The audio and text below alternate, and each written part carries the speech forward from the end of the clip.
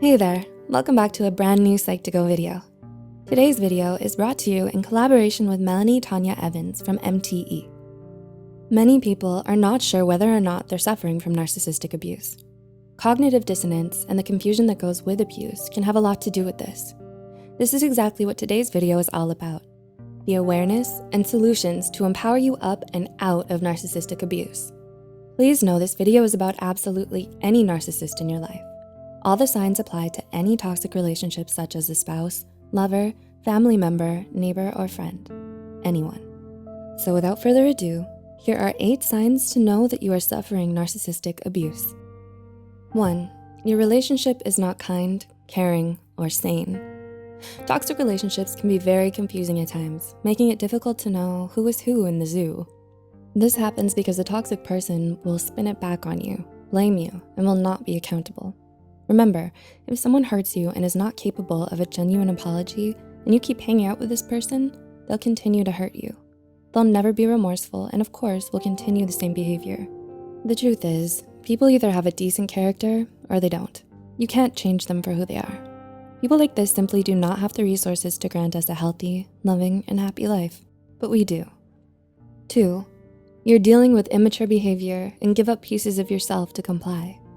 A hallmark of narcissistic relationships is the person gets bent out of shape on hairline triggers that mature adults just don't get upset about. Also, they believe they're entitled to and expect preferential treatment and can be nasty, demanding, punishing, and even explosive if they don't receive it. Are there things that you would normally be free to talk about to anyone, but the same topic may be unacceptable or risky with this particular person? And why do you feel so? Maybe if this person doesn't get their own way, they'll abandon you or threaten to leave you. And again, you start doing things outside of your comfort and value systems to stop this from happening. 3, you're angry, disjointed, and are behaving in ways that you normally don't. This is an important question. How do you feel with this person in relation to everyday dealings with other people? If you know you have integrity, can listen, have empathy, are capable of having sane conversations, and get along with most people in your life, and yet there's this person who brings out the worst in you. This is generally because your boundaries are being violated and the normal modes of human operations don't stand. The circular arguments you're having make your head spin because they go around and round on unrelated tangents, points that make no sense. Narcissists state how disloyal your accusations of them are when confronted, or they argue with you to manipulate you into something unwholesome. 4, you find yourself trying to prove that you're a good person. Because the narcissist is regularly accusing you of all the things that they are and do, such as lacking integrity and love and care for people, being unfaithful, lying, making it all about yourself, wanting to use people for your own gain and more, naturally, you'll be incensed and try extremely hard to prove and convince them otherwise. This is another deadly hook that narcissists can get you enmeshed with them on. If you believe that your integrity, character, well-being, and safety is dependent on what other people think of you, then you're susceptible to this narcissistic behavior. 5, you are mopping up the messes. Being connected with a narcissist has lots of drama, rough edges, and quite frankly means that disasters are always looming.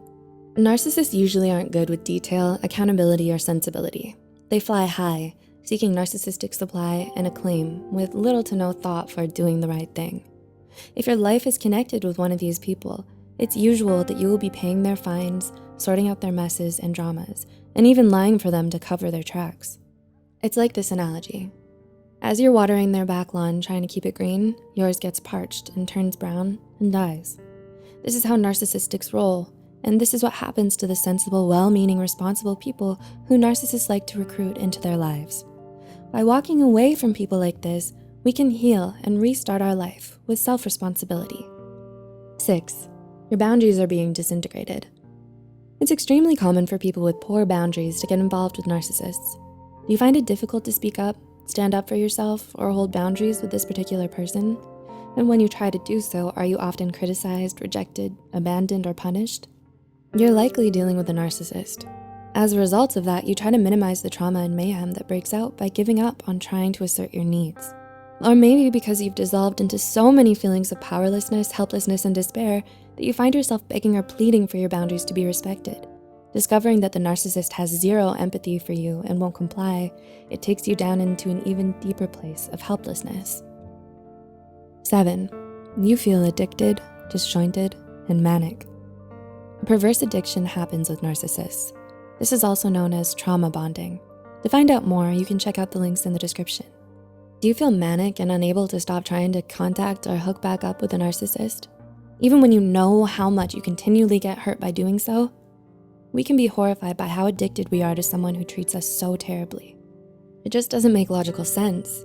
It is, of course, very serious when it gets to a stage where we simply can't talk ourselves out of doing the actions that we know are putting ourselves back into the fire to get burnt again. And 8, you're suffering from abuse symptoms. Things are now very serious. When your emotional inner being has been screaming out for our attention and we haven't as yet pulled away and turned inwards to heal, then we start breaking down physically as well. It's likely that anxiety and depression and even greater issues like fibromyalgia, adrenal issues, PTSD, and agoraphobia start to develop. You lose interest in the activities, people, and self-care that used to grant you energy, as the toxic person in your life takes up more and more of your energy and focus. The shame and pain become so great that we may start hiding out from the world, lying to people, covering up, and feeling even more isolated in our traumatic feelings and symptoms. This is when we have to ask ourselves, how bad does it have to get before we awaken to the truth? There are varying degrees of narcissism, and there are also people who can just be clueless and selfish, but not necessarily afflicted with narcissistic personality disorder. If someone in your life does not share your values and doesn't care for your feelings, then this is not a healthy relationship for you.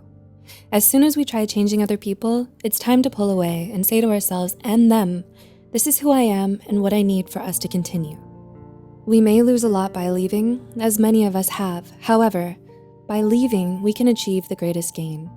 Finally turning inwards to integrate with ourselves so that we're in a position of wholeness and can be in control of our choices and have the power to look after ourselves and create a happy, healthy, and truly loving life.